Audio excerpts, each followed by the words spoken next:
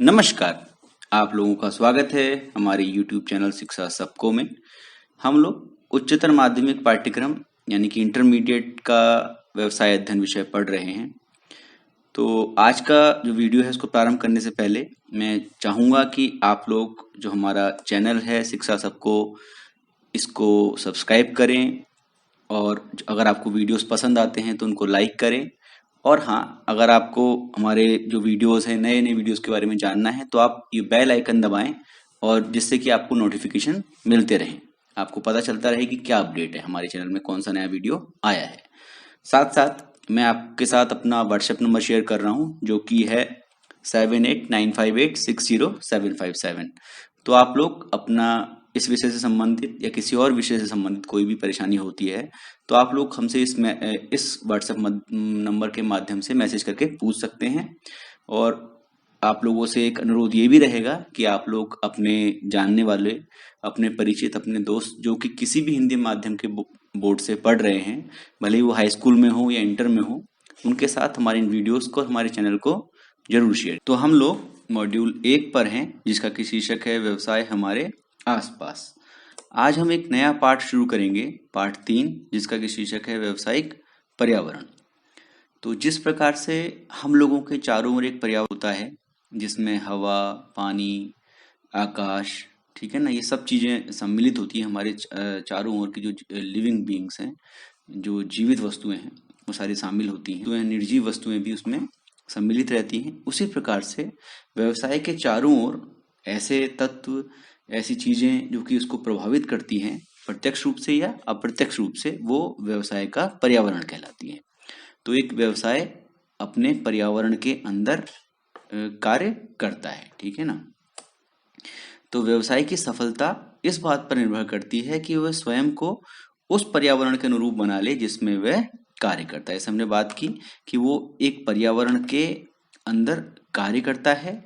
तो अच्छी बात यह है, सफल व्यवसाय वही हो पाएगा जो कि अपने आप को उस पर्यावरण के अनुरूप बना ले, ठीक है ना, उस हिसाब से चले जिस हिसाब से कि पर्यावरण उसको कह रहा है, ठीक है ना, जिस प्रकार से पर्यावरण उस पर प्रभाव डाल रहा है।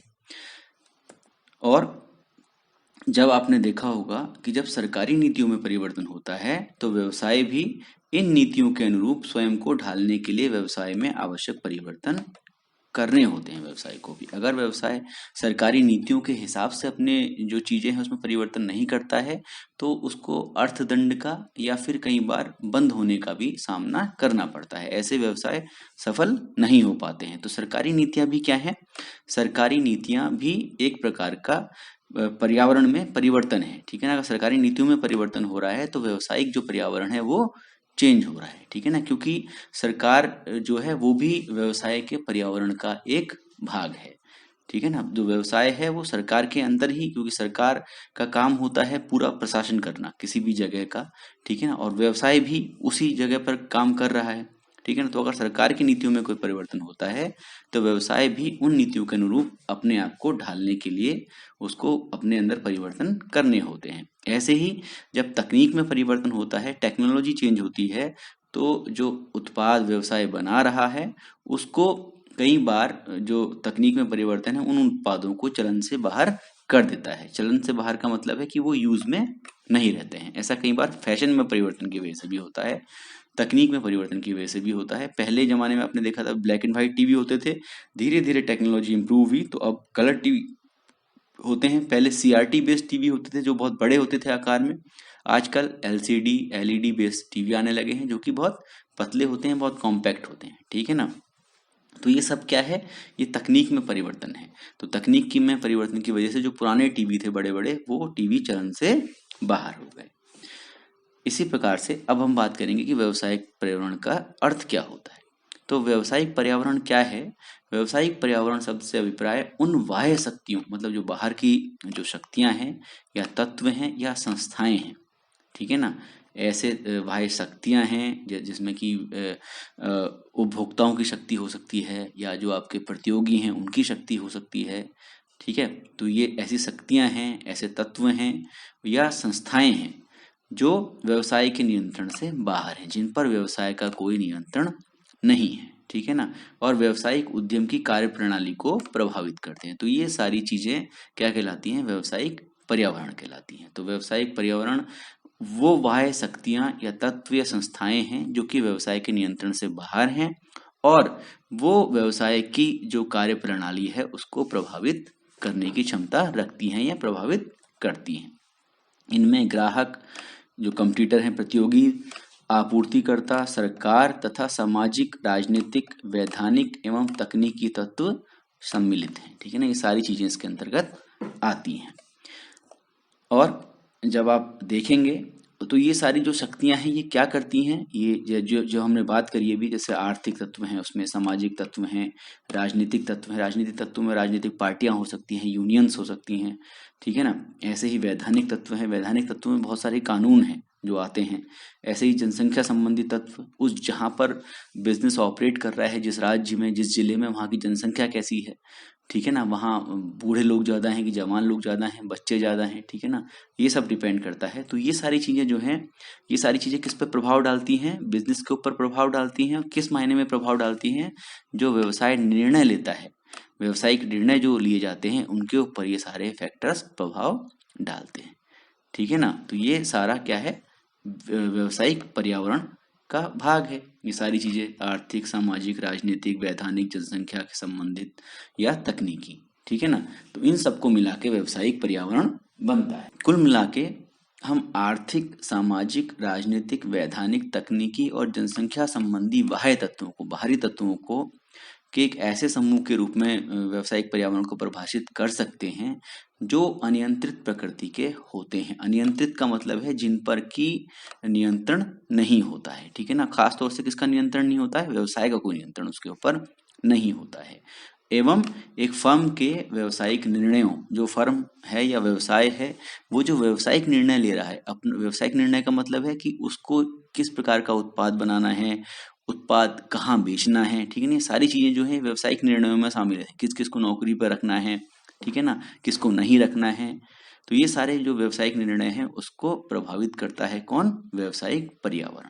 तो ये सारे ऐसे तत्व होते हैं जो कि अनियंत्रित हैं, जिनको नियंत्रण, जो किसी के नियंत्रण में नहीं है और जो फर्म के व्यवसायिक निर्णयों को प्रभावित करते हैं, ठीक है ना। तो ये बात तो हुई कि व्यवसायिक पर्यावरण क्या होता है।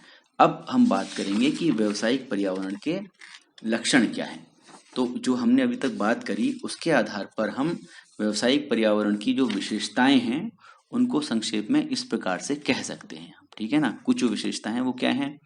ये सबसे पहली विशेषता ये है कि ये उन सभी तत्वों, जो कि आर्थिक, सामाजिक, राजनीतिक, जो भी हमने चीजें पढ़ी, उन सभी तत्वों का योग है, ठीक है। उनका उनका क्या है? उनका एडिशन है, उनको उनका उनको सम करेंगे, उनको जोड़ेंगे तो उन सभी तत्वों का योग है जो व्यवसायिक इकाई की कार्य प्रणाली को बाहर से बहुत अधिक प्रभावित करते हैं, ठीक है ना। तो वो बहुत ज्यादा असर डालते हैं उसकी कामकाज पे, बिजनेस के कामकाज पे। ऐसे ही ग्राहक, प्रतियोगी, आपूर्तिकर्ता तथा सरकार जैसी शक्तियां। अब ये शक्तियां क्यों हैं?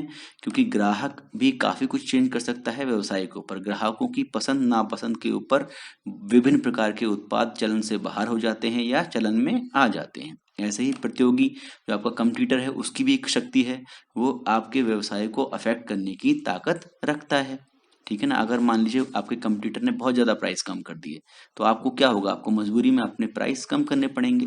प्राइस को बड़ा मूल्य निर्धारित करने का भी जो निर्णय है वो भी एक व्यवसायिक निर्णय है। तो ये व्यवसायिक निर्णय आप किसके बेस पर बदल रहे हो? अब अपने प्रतियोगी के बेस पर। तो प्रतियोगी की भी एक शक्ति है। तो ग्राहक, प्रतियोगी, आपूर्तिकर्ता। आपूर्तिकर्ता कौन होते हैं? जो माल सप्लाई करते हैं, जो आपको कच्चा माल देते हैं। तथा सरकार जैसी शक्तियां, सामाजिक, सांस्कृतिक, तकनीकी एवं वैधानिक परिस्थितियां, ये सारी चीजें किसमें शामिल हैं? व्यवसाय के पर्यावरण में सम्मिलित होती हैं। ऐसे ही जो व्यवसायिक पर्यावरण है वो प्रकृति से गतिशील होता है। गतिशील होने का मतलब है वो बदलता रहता है। तो व्यवसायिक पर्यावरण कभी एक जैसा नहीं रहता है, इसमें लगातार परिवर्तन होता रहता है। और जो परिवर्तन होते हैं उसका पूर्वानुमान नहीं लगाया जा सकता है। आप पहले से ही अनुमान नहीं लगा सकते कि किस प्रकार के चेंजेस आपके एनवायरनमेंट के में, बिजनेस एनवायरनमेंट में या व्यावसायिक पर्यावरण में होंगे। एक स्थान से दूसरे स्थान, एक क्षेत्र से दूसरे क्षेत्र तथा एक देश से दूसरे देश में ये अलग अलग होता है। ठीक है ना। तो जो आपके देश की, जो भारत की नीतियां हैं, चीन की नीतियां उसके उलट हो सकती हैं। ऐसे ही पाकिस्तान की जो औद्योगिक नीतियां हैं वो अलग हो सकती हैं। तो ये सारी के सारे जो पर्यावरण हैं वो आपको एक देश से दूसरे देश में अलग अलग मिलेंगे, एक स्थान से दूसरे स्थान में अलग मिलेंगे और एक क्षेत्र से दूसरे क्षेत्र में अलग मिलेंगे। तो परिवर्तन का पूर्वानुमान नहीं लगा सकता और ये जो होते हैं ये होते रहते हैं और ये एक जगह से दूसरी जगह पर चेंज होते हैं। ठीक है ना, ये अपना रूप बदलते हैं। अब है कि जो ये व्यावसायिक पर्यावरण जिनकी हमने बात की, तो ये क्या है, आपने अभी जाना कि ये मतलब गतिशील होता है और साथ साथ ये गतिशील तो होता है, लेकिन व्यवसाय के अस्तित्व, व्यवसाय आगे चलेगा कि नहीं चलेगा, टिकेगा या नहीं टिकेगा, और उसका डेवलपमेंट कैसे होगा, विकास कैसे होगा, ठीक है ना, इस सब पर जो ये व्यावसायिक पर्यावरण है इसका दूरगामी प्रभाव पड़ता है। ठीक है ना। तो आप समझ सकते हैं कि अगर व्यवसाय पर्यावरण के हिसाब से नहीं चल रहा है तो उसके अस्तित्व पर खतरा भी हो सकता है। कई सारे ऐसे बिजनेस हैं जो कि इसी कारण बंद हो गए। ठीक है ना, क्योंकि वो पर्यावरण के हिसाब से अपने आप को ढाल नहीं पाए। ठीक है ना। तो अगर हम सही जो अधिक स्पष्ट रूप में व्यवसाय के सामाजिक, राजनीतिक, वैधानिक और आर्थिक पर्यावरण की पर्याप्त समझ अगर आपको है तो आपको निम्न रूपों में उसमें उससे सहायता मिल सकती है। मतलब व्यवसायिक पर्यावरण को जानने का क्या महत्व है, ठीक है ना, वो आप इन बिंदुओं से आपको पता चल सकता है कि अगर आपको व्यवसायिक पर्यावरण का की समझ है तो आपको क्या क्या लाभ होंगे। जैसे आप अवसरों एवं खतरों को पहचान पाएंगे। अगर आपको व्यवसायिक पर्यावरण की समझ है तो आप आसानी से देख सकते हैं कि आपको कौन कौन से अवसर हैं आपके पास और कौन कौन से आपके सामने खतरे हैं। ठीक है ना। तो आप इसकी अगर आपको समझ है तो आप आसानी से जो चुनौतियां आएंगी आगे उसका सफलतापूर्वक सामना कर सकते हैं। ऐसे ही आगे आपको विकास कैसे करना है, जो आपका व्यवसाय है उसको किस प्रकार से बढ़ाना है, इस संबंध में भी नई दिशाएं दिखाता है। ठीक है ना। तो व्यवसाय और पर्यावरण का जो संबंध है वो व्यावसायिक इकाइयों के विकास को नई दिशाएं दिखाता है। अगर व्यवसाय और पर्यावरण ठीक ढंग से संबंधित नहीं है, एक दूसरे के साथ सामंजस्य नहीं बिठा पा रहे हैं, तो विकास नहीं हो पाएगा। ठीक है ना। ऐसे ही है अगला, निरंतर ज्ञान प्राप्त करना। तो ये जरूरी है कि जो व्यावसायिक इकाइयां हैं वो निरंतर अपने प्रबंधकों को, जो जो उसके मैनेजर्स होते हैं, उनको नई चीजों के बारे में नई ज्ञान, नई नॉलेज दें, नई समझ और नए कौशल उनको प्रदान करें, ताकि वो जो भी परिवर्तन होने वाले हैं व्यवसायिक क्षेत्र में, अनुमानित परिवर्तन होंगे, उनका सामना व्यावसायिक इकाइयां आसानी से कर पाएं। ठीक है ना। तो बिजनेस आपने देखा होगा, जो बिजनेस होते हैं वो अपने जो उनके कर्मचारी होते हैं उनको ट्रेनिंग कराते हैं। ठीक है ना, उनको ट्रेनिंग कराते हैं, उनको बहुत सारे कोर्सेज कराते हैं। वो क्यों कराते हैं? ताकि वो निरंतर ज्ञान प्राप्त करें और जो व्यवसायिक इकाई है वो व्यवसायिक पर्यावरण की ज्यादा से ज्यादा बेहतर अच्छी समझ ला सके। ठीक है ना, और उसके हिसाब से जो परिवर्तन हो सकते हैं उसका सामना करने के लिए खुद को तैयार कर सके। ऐसे ही व्यवसायिक छवि सुधारने में सहायक। तो व्यवसायिक पर्यावरण क्या है, वो व्यवसायिक संगठन को अपनी छवि सुधारने में सहायता करता है। और कब सहायता करता है? जब वह उस पर्यावरण के प्रति संवेदनशील हो जिसमें वह काम कर रहा है। उदाहरण के लिए, जब बिजली की कमी होती थी देश में, अभी भी होती है कई जगह पर, तो उसकी कमी को देखते हुए कई कंपनियां जो होती हैं अपनी बिजली की आवश्यकताओं की पूर्ति के लिए कारखानों में अपनी बिजली पैदा करते हैं। ठीक है ना, जिसको कैप्टिव पावर प्लांट बोलते हैं।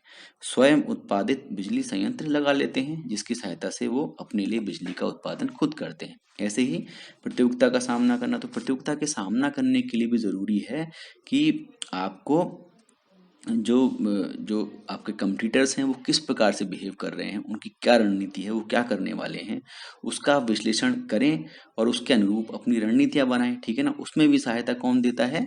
ये व्यावसायिक पर्यावरण का ज्ञान।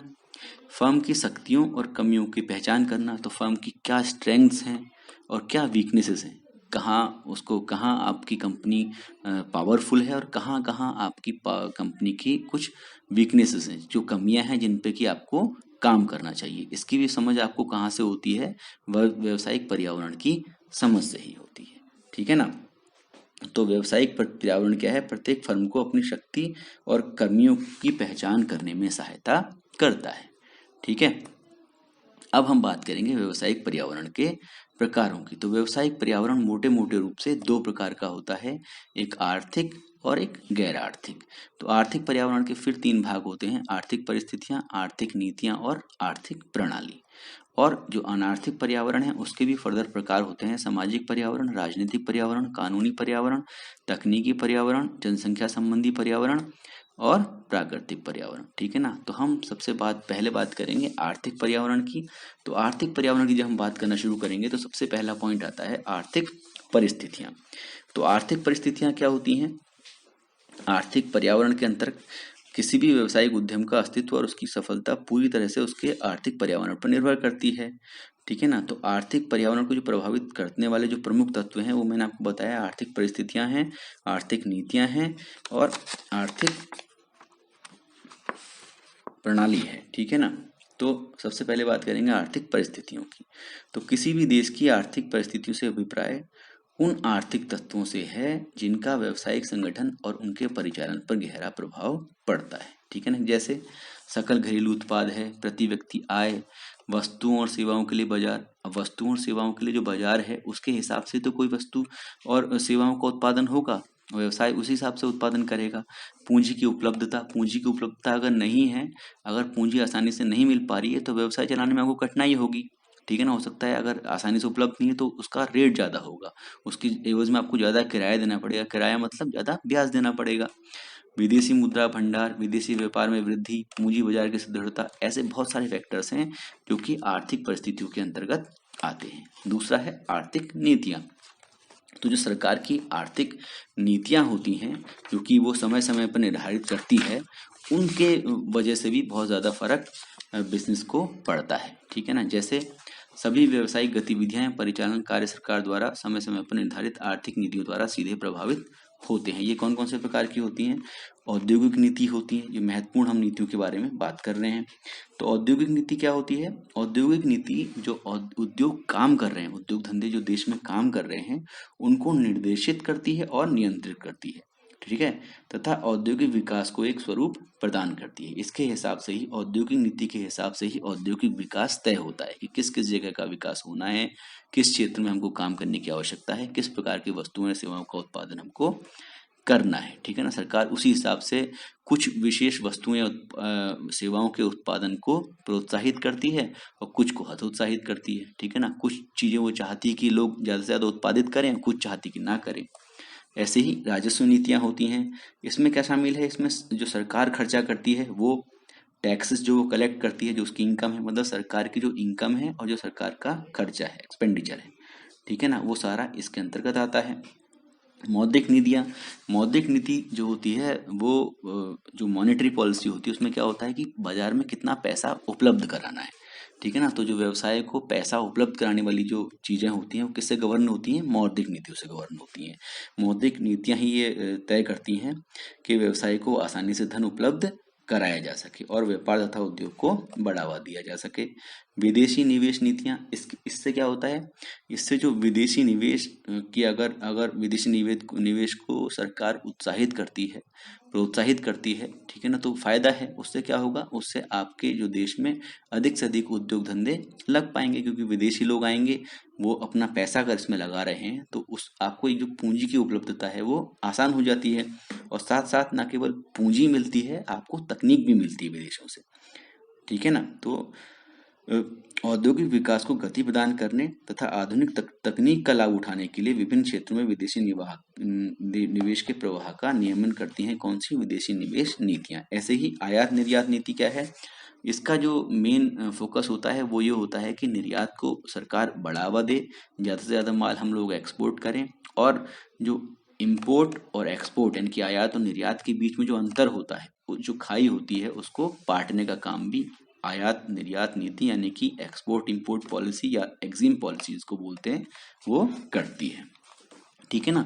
तो ये आर्थिक नीतियां हो गई। अगला है आर्थिक प्रणाली। तो आर्थिक प्रणालियां बेसिकली विश्व अर्थव्यवस्था में मूलतः तीन प्रकार की आर्थिक प्रणालियां होती हैं। कौन कौन सी? पूंजीवादी अर्थव्यवस्था, ठीक है ना, जिसमें कि जो कैसी होती है, इसमें अधिकतर चीजें प्राइवेटाइज होती हैं।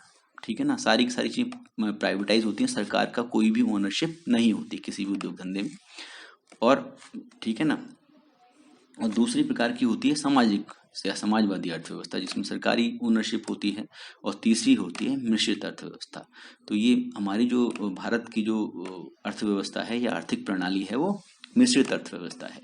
तो किसी देश की जो आर्थिक प्रणाली होगी वो पूंजीवादी देश है या समाजवादी देश है या मिश्रित अर्थव्यवस्था वाला देश है, उसके ऊपर भी जो व्यवसाय है उसके व्यवसाय को ये चीजें प्रभावित करती हैं। तो पूंजीवादी अर्थव्यवस्था में क्योंकि पूंजीवाद को प्रोत्साहित किया जाता है, ठीक है ना, तो यहाँ पर जो प्राइवेट बिजनेसेस हैं उनको फलने फूलने का बहुत ज्यादा मौका होता है, वो प्रॉस्पर होते हैं, ठीक है। जबकि समाजवादी अर्थव्यवस्था में प्राइवेट जो कोई भी बिजनेस होते हैं उन वो ज्यादा विकास नहीं कर पाते हैं, ठीक है ना। और मिश्रित अर्थव्यवस्था क्या होती है, वो दोनों अर्थव्यवस्थाओं का लाभ उठाती है। दोनों की जो अच्छी बातें हैं वो मिश्रित अर्थव्यवस्था में शामिल होती हैं। और भारत जो है वो एक मिश्रित अर्थव्यवस्था का उदाहरण है, ठीक है ना। भारत ने मिश्रित अर्थव्यवस्था को अपनाया है जिसमें सार्वजनिक क्षेत्र और निजी क्षेत्र दोनों में साथ साथ कार्य किया जाता है, ठीक है ना। इतना ही आपको इसमें जानना है।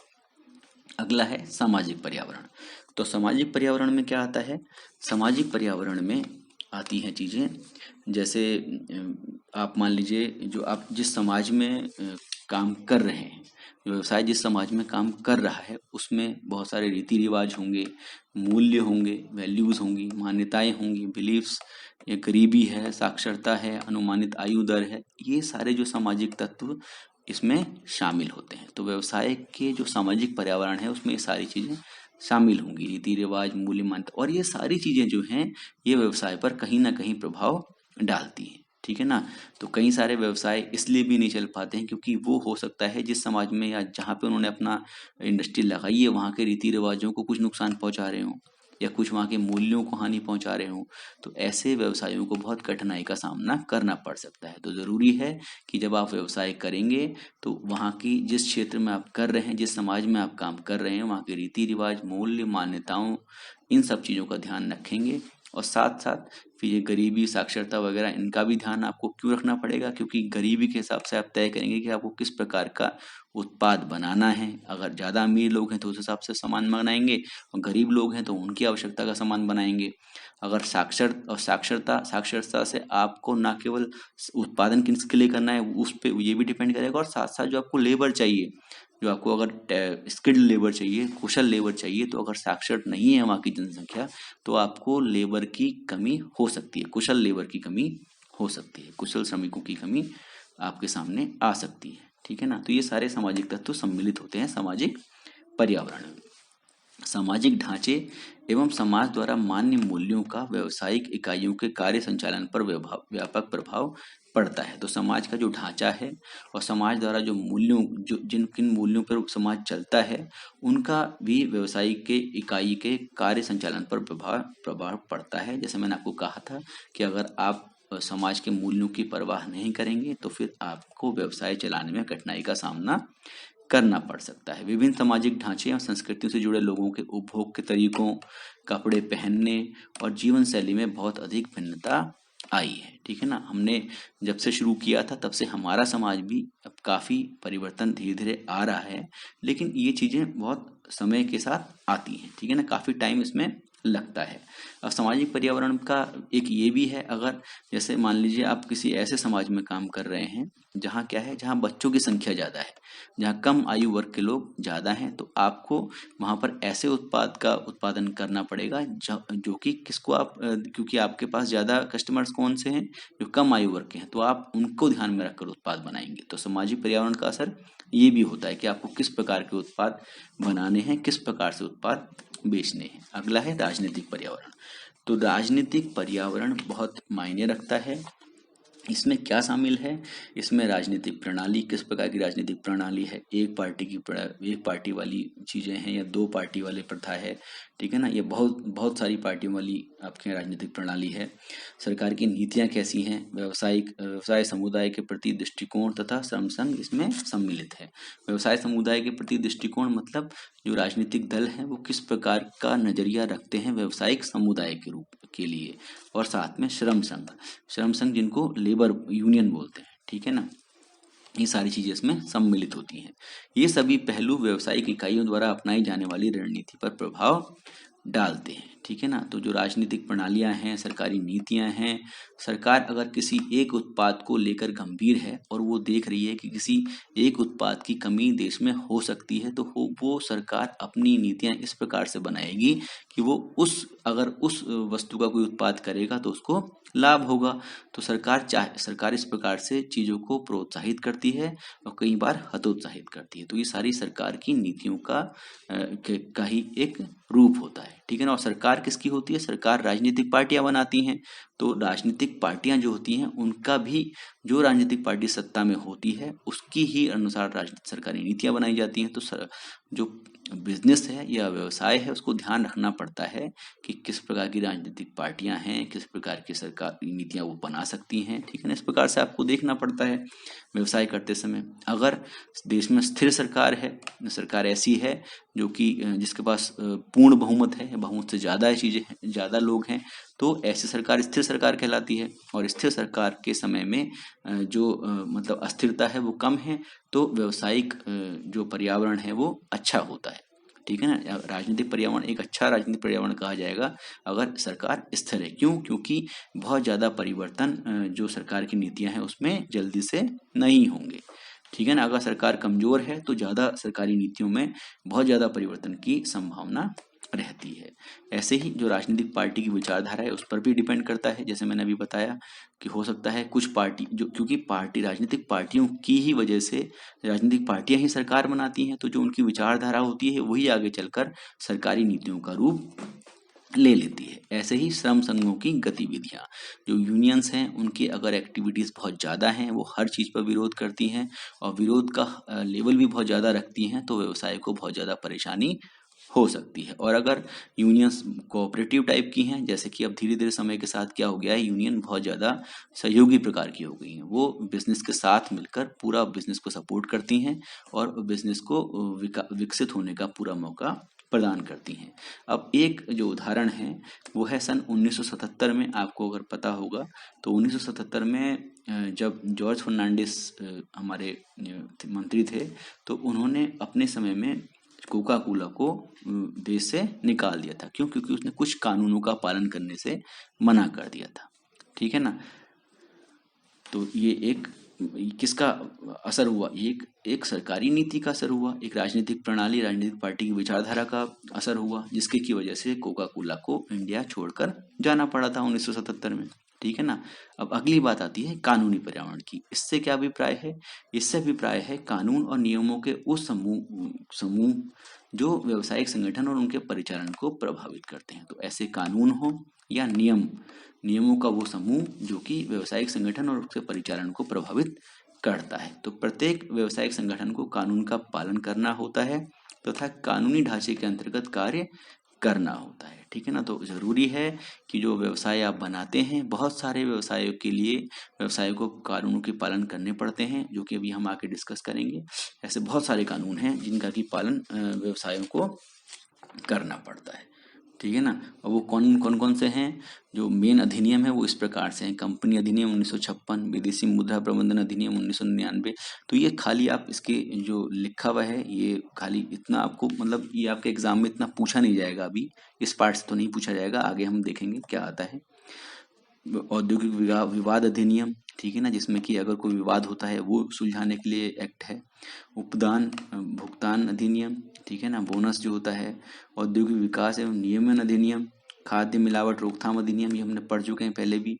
आवश्यक वस्तु अधिनियम, ठीक है। तोल एवं माप मानक अधिनियम, एकाधिकार प्रतिबंधित व्यापार व्यवहार अधिनियम, व्यापार चिन्ह अधिनियम, भारतीय मानक ब्यूरो अधिनियम, उपभोक्ता संरक्षण अधिनियम, पर्यावरण संरक्षण अधिनियम, प्रतियोगिता अधिनियम, ठीक है ना। तो सारे के सारे जो हैं, ये सारी चीजें जो सारे कानून हैं इनका पालन व्यवसायों को करना पड़ता है। इसी के साथ साथ संविधान में प्राविधान, इसका मतलब है जैसे जो भारत को जो संविधान है जिसके हिसाब से कि हम लोग चलते हैं, पूरा देश काम करता है, प्रशासन काम करता है, उसके प्रावधान जो उसके अंदर जो चीजें दी गई हैं, विशेष रूप से निर्देशात्मक सिद्धांत, नागरिकों के अधिकार एवं कर्तव्य, केंद्रीय एवं राज्य सरकारों के वैधानिक अधिकार इत्यादि भी व्यावसायिक इकाई के संचालन को प्रभावित करते हैं, ठीक है ना। और साथ साथ न्यायिक निर्णय, मतलब जो न्यायालय निर्णय लेते हैं, जो डिसीजंस लेते हैं व्यवसाय के मामलों में, व्यापार और उद्योग से जुड़े विभिन्न मामलों में न्यायालय द्वारा जो निर्णय होते हैं वो भी कानूनी पर्यावरण का एक भाग होता है। क्योंकि ये जो निर्णय हैं, ये जो डिसीजन है, ये भी व्यवसाय की एक्टिविटीज को प्रभावित करते हैं, उसकी जो कार्य प्रणाली है उस पर प्रभाव डालते हैं। ठीक है ना। इसके बाद हम बात करते हैं तकनीकी पर्यावरण की।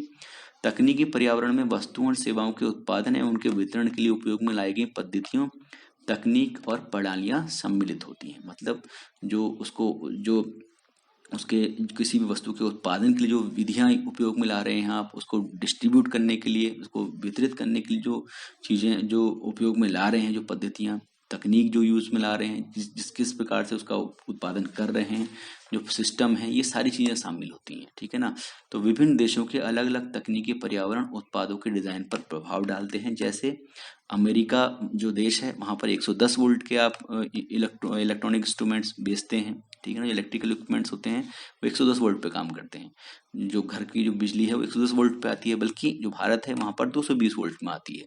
तो दोनों देशों में जो तकनीक है उसका डिफरेंस होता है। इस हिसाब से जो उत्पाद के डिजाइन होंगे वो दोनों देशों में अलग अलग होंगे। और समय समय पर जो व्यवसाय हैं उसको इन तकनीकी परिवर्तनों को अपनाना पड़ता है। जो व्यवसाय इन तकनीकी परिवर्तनों को अपनाने में असफल हो जाते हैं वो व्यवसाय बंद होने के कगार पे आ जाते हैं। ठीक है ना। बंद हो जाते हैं। जैसे धीरे धीरे आपको पता है कि टीवी जो है वो ब्लैक एंड व्हाइट से कलर्ड हो गए, ब्लैक एंड व्हाइट का जमाना चला गया, वो सारे उत्पाद ऑब्सलीट हो गए। ठीक है ना। वो चलन में नहीं रहे।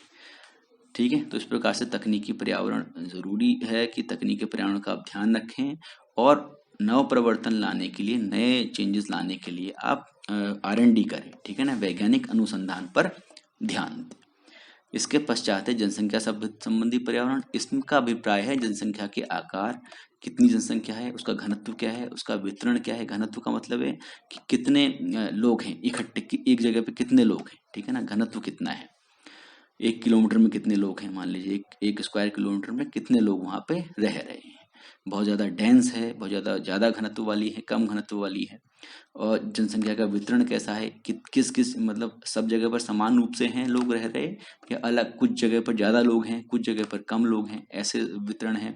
एवं जनसंख्या की बढ़ोतरी की दर क्या है। ये सब जो है ये जनसंख्या संबंधी पर्यावरण का एक भाग है। इन सभी तत्वों का विभिन्न वस्तुओं और सेवाओं की मांग पर सीधा प्रभाव पड़ता है। जनसंख्या का अगर आकार ज्यादा होगा तो वस्तुओं और सेवाओं की मांग ऑब्वियसली ज्यादा होगी। अगर जनसंख्या गरीब ज्यादा है, ठीक है ना, तो उस प्रकार की वस्तुओं और सेवाओं की आवश्यकता ज्यादा होगी। ठीक है ना। और घनत्व कम है तो अलग मांग होगी। ठीक है ना। शहरों एवं नगरों की मांग, ग्रामीण क्षेत्रों की मांग, ठीक है ना, इन दोनों में डिफरेंस होता है। जो शहर के लोग को चाहिए, वो शहर और नगरों में लोगों की मांग अलग होती है और ग्रामीण क्षेत्रों के लोगों की मांग अलग होती है। ऐसे ही ये तो बात हुई मांग की। और श्रमों को जब अगर जनसंख्या ज्यादा है तो आपके पास ज्यादा ऑप्शन है, आपको श्रमिक आसानी से मिल जाएंगे। अगर जनसंख्या कम है तो आपको श्रमिकों को ढूंढने में बहुत परेशानी होगी। कुछ क्षेत्रों में कुशल श्रम की उपलब्धता होती है जबकि कुछ क्षेत्रों में कुशल श्रम की उपलब्धता नहीं होती। कुशल श्रम से मतलब है ऐसे श्रम करने वाले लोग जिनको की काम आता है, वो कुशल है। ठीक है ना। इसके पश्चात आता है प्राकृतिक पर्यावरण। इसमें क्या है, प्राकृतिक पर्यावरण में भौगोलिक एवं परिस्थिति विज्ञान के तत्व सम्मिलित होते हैं जो व्यवसाय के परिचालन को प्रभावित करते हैं। तो ये ऐसे जो प्राकृतिक जो पर्यावरण है उसमें जो भौगोलिक है, मतलब जैसे मान लीजिए पहाड़ है या प्लेन है, ठीक है ना, ये चीजें हैं, ये सारे तत्व सम्मिलित हैं। ये क्या करते हैं, ये जो व्यवसाय है उसको चलाने को प्रभावित करते हैं। इन तत्वों में प्राकृतिक संसाधनों की उपलब्धता, प्राकृतिक संसाधन मतलब जैसे जो कच्चा माल है, जो खनिज है, ठीक है ना, ये सब की उपलब्धता। मौसम और जलवायु की स्थिति, मतलब बारिश रहती है कि सूखा रहता है। स्थानीय तत्व मतलब वहां पर किस प्रकार की मतलब लैंड है, या कहना चाहिए कि और पानी उपलब्ध है या नहीं है, पानी की उपलब्धता हो सकता है ना हो। व्यवसाय प्राकृतिक वातावरण से अत्यधिक प्रभावित होते हैं। जैसे ऐसी जगहों पर चीनी मिलें लगती हैं जहां पर की गन्ने की पैदावार ज्यादा होती है। क्यों? क्योंकि उनको आसानी से कच्चा माल मिल जाता है। ठीक है ना। और साथ साथ पारिस्थितिकी विज्ञान एवं प्राकृतिक संसाधनों के संरक्षण संबंधी नीतियां भी बहुत ज़्यादा प्रभाव डालती हैं व्यवसाय के ऊपर। अगर बहुत ज़्यादा सख्त कानून हैं, प्राकृतिक संसाधनों के संरक्षण की बहुत ज़्यादा सख्त नीतियां हैं, बहुत कठोर नीतियां हैं, तो व्यवसाय के लिए आसान नहीं है, ठीक है ना चीज़ें। और अगर आसान नहीं भी है, अगर आसान वो करना चाहता है तो उसको बहुत ज़्यादा रिसोर्सेज उसके अंदर लगाने पड़ते हैं, ठीक है ना। लेकिन ये भी जरूरी है, क्यों? क्योंकि प्राकृतिक पर्यावरण को अगर बहुत ज़्यादा नुकसान पहुंचा देंगे हम व्यवसाय के विकास के लिए, तो वो भी खतरा है। तो इसमें एक बैलेंस बनाने की आवश्यकता होती है, एक संतुलन की आवश्यकता पड़ती है। हमको प्राकृतिक पर्यावरण का भी ध्यान रखना है और अपने व्यवसायों का भी ध्यान रखना है। इसके पश्चात जो अगला टॉपिक है वो हम अगली वीडियो में पढ़ेंगे, जिसमें कि हम जानेंगे कि भारतीय अर्थव्यवस्था में पिछले वर्षों में क्या क्या परिवर्तन हुए, ठीक है ना। इसके बारे में हम अगली वीडियो में बात करेंगे। तब तक आप हमारा व्हाट्सएप नंबर ले लीजिए 7895860757। आप इसमें जो भी आपको समझ में ना आया हो, कुछ टॉपिक ऐसे हो सकते हैं जो कि मैं सही से समझा ना पा रहा हूँ, उसके बारे में हम लोगों को इस व्हाट्सएप नंबर पर लिखकर पूछ सकते हैं। और साथ साथ आपसे एक अनुरोध फिर वही रहेगा कि आप लोग अपने जानने वाले, अपने दोस्त, ऐसे लोग जो कि किसी भी हिंदी माध्यम के बोर्ड से इंटरमीडिएट या हाई स्कूल की परीक्षा दे रहे हों या उसकी पढ़ाई कर रहे हों, उनके साथ हमारे इन वीडियोस को जरूर शेयर कीजिएगा। धन्यवाद। Thank you.